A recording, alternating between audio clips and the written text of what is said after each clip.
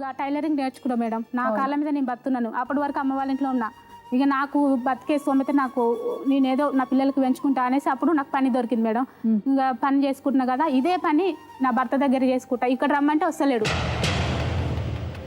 ఆ మధ్య మధ్యలో నేను వెళ్తూనే ఉన్నా మేడం, నాకు నా భర్త కావాలని. నేను మధ్య మధ్యలో టచ్ చేస్తూనే ఉన్నా, కానీ ఏ రోజు వాళ్ళు రాలేదు. నాకు కోడలు కావాలని రాలే, నా భార్య పిల్లలు కావాలని రాలేదు.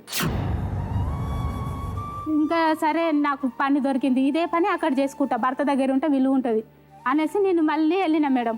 వీళ్ళు రాలేదు. నేను ఒక్కదాన్నే ఒక రోజు ముందెళ్ళి నేను అత్తమ్మ నేను ఇట్లా వస్తా, నేను ఇదే పని ఇక్కడ చేసుకుంటా ఉంటా అనేసి రూమ్ చూసుకున్నా మేడం. పోయి సరే ఒప్పుకున్నారు వాళ్ళు కూడా, ఉండమ్మా మరి మంచిగా ఉండు అని ఆయనతో మాట్లాడినా. ఆయన అప్పటికి ఆటో బాగానే మంచిగా నడుపుతున్నాడు మేడం. ఇప్పుడు మంచిగా నడుపుతూనే ఉన్నాడు. ఇక మన దగ్గరికి రాలే, ఇక చేసి అమ్మకి చెల్లెలకే పెడుతున్నారు. ఇక వాళ్ళిద్దరికే సాతున్నాడు. ఇక పిల్లలు మర్చిపోయిండు. ఇట్లా 3 నెలలు 4 నెలలు ఉన్నా. అయితే పోయిన నెలకే నా కొడుకు యాక్సిడెంట్ అయింది. అయితే రోడ్డు మీద ఆడుకుంటుంటే బండి గుద్దేసి వెళ్ళిపోయింది. కార్లని గుద్దేసి వెళ్ళిపోతే ఇంకేంటనే ఇంకా చాలా తలకి తాకింది, మేజర్ అయింది మేడం. ఇంకేంటనే హాస్పిటల్కి తీసుకెళ్తాందుకు ఇట్లా రాలే మేడం. ఇద్దరు అమ్మ కొడుకులు ఇంట్లోనే ఉన్నారు. వెళ్ళిపోతే ఇంకా అప్పుడు తలకి తాకిందమ్మా, సిటీ స్కానింగ్ అవి చేయించాలి, మాట్లాడతలేడు బాబు, వెంటనే వామిటింగ్ అయింది కాబట్టి ప్రాబ్లం అవుతుంది, మైండ్కి ఎఫెక్ట్ అవుతుంది అని చెప్పింది డాక్టర్. ఇంకా వచ్చి వెంటనే ట్రీట్మెంట్ చేయించిన మేడం. ఇంకా అప్పుడు ఒకరోజు వచ్చిర్రు, వస్తే ఇట్లా అబ్జర్వేషన్లో పెట్టాలంటూ 24 hours మీరు డబ్బులు లేవు అని అంటే పెట్టుకో మాకేంటి అన్నారు మేడం ఇద్దరు. ఇంకా సరే మీకు తప్పకుండా నాకనే తప్పదు కదా, సరే అనేసి నేను పెట్టుకున్నా మేడం. పెట్టుకున్న తర్వాతకి ఇక బాబు ఇంకా మంచిగా అయ్యిండు. అయిన తర్వాతకి మళ్ళీ ఆ రూమ్లోకి వెళ్ళి కాల్ చేయించింది మేడం. అమ్మ వాళ్ళకి యాక్సిడెంట్ అయింది అప్పుడు, వేరే రూమ్లోకి వెళ్ళినప్పుడు. యాక్సిడెంట్ అయినప్పుడు నేను 4 రోజులు అమ్మ వాళ్ళ దగ్గర ఉండిపోయినా మేడం. వీళ్ళకి చాలా మేజర్ యాక్సిడెంట్ అయింది మేడం. గుద్దింది మేడం వీళ్ళకి. అయితే ఇక అక్కనేమో హాస్పిటల్ ఉంది, నేను వండి పెట్టడానికని నేను వెళ్ళిపోయినా. 4 రోజులు వెళ్ళిపోయేసరికి మళ్ళీ అప్పుడు ఖరాబ్ అయిపోయింది మేడం మనిషి.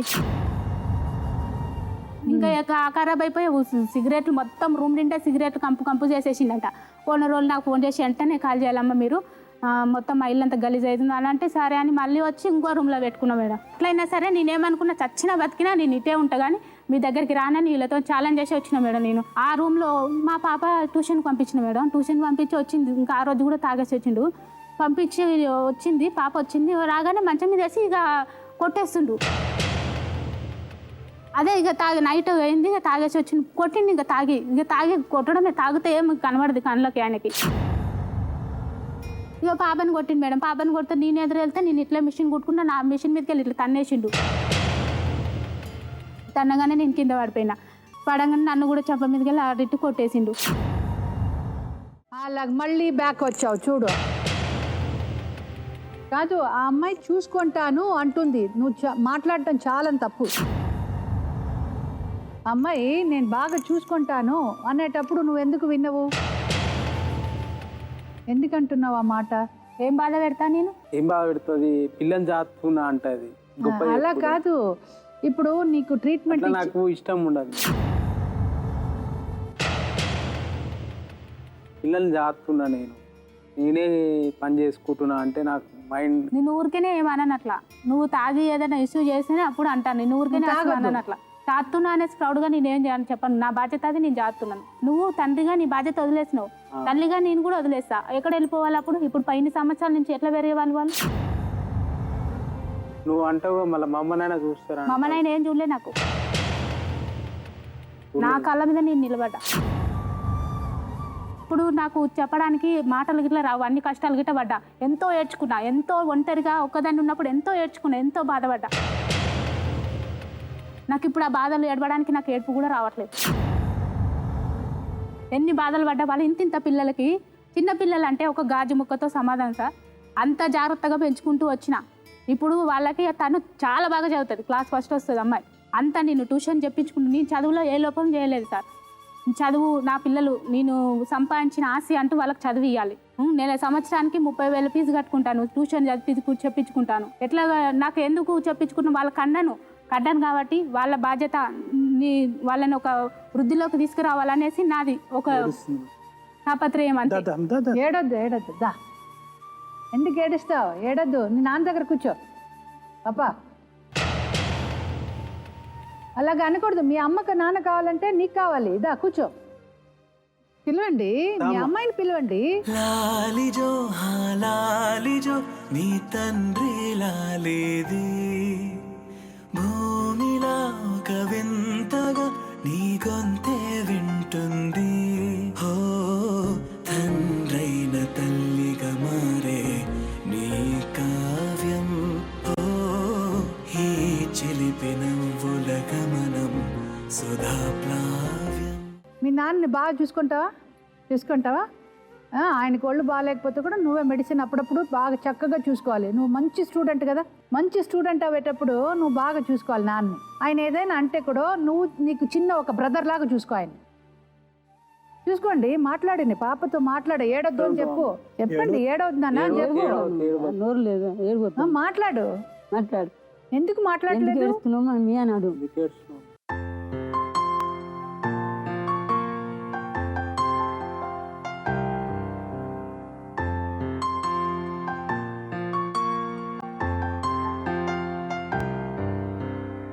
ఏడవద్దు. చూడు ఆ పాప ఎంత చిన్న పాప. తండ్రి ప్రేమ లేక మా అక్క వాళ్ళ పిల్లలు వాళ్ళ డాడీ వాళ్ళు చూస్తుంటే లోపల తను చాలా బాగా అర్థం చేసుకుంటుంది. ఇన్నాళ్ళ దూరం గుండెల్లో గాయం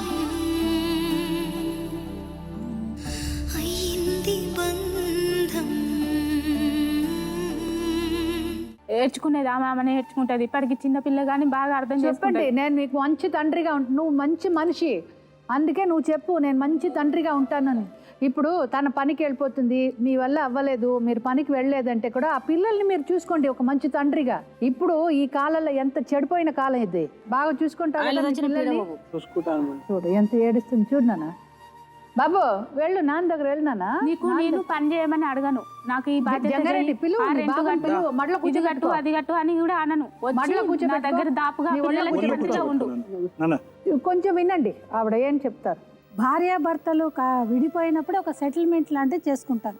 అలాంటి సెటిల్మెంట్ వాళ్ళు 2004లోనే చేసేసుకున్నారు. అది 1,00,000 రూపాయలు ఇవ్వడం. అది ఇక్కడ ఇంకొకటి అండి, ఎప్పుడైనా కూడా భార్య అయినా భర్త అయినా కూడా ఎవరైతే కూడా పోషించలేని పరిస్థితిలో ఉన్నప్పుడు వాళ్ళకి 125 CRPC కింద మెయింటెనెన్స్ అనేది అడగచ్చు.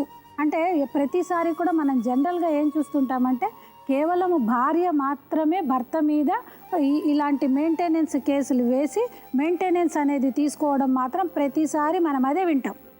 అదే పరిస్థితి నాణ్యానికి ఇంకొక వైపు కూడా మీరు ఆలోచిస్తే ఇంకొక దిశలో ఆయన ఉన్నాడు కనుక లీగల్గా ఒక లాయర్ లాగా ఆయనకి ఏమి హక్కులు ఉన్నాయి అని చెప్పాల్సిన వచ్చిన టైంలో మాత్రం డెఫినెట్గా కూడా ఆయనని మెయింటైన్ చేయాల్సిన పరిస్థితి, రెస్పాన్సిబిలిటీ భార్యలాగా ఈమెకు ఉన్నది.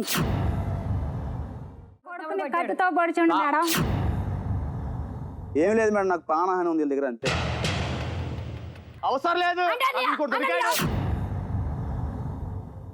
తిండి పెట్టిన మొగుడు నీకు ఎందుకో ఇప్పుడు చచ్చిపోతాయి. పిల్లకి పెళ్లి చేయాలండి, వాళ్ళ నాన్న కావాలి.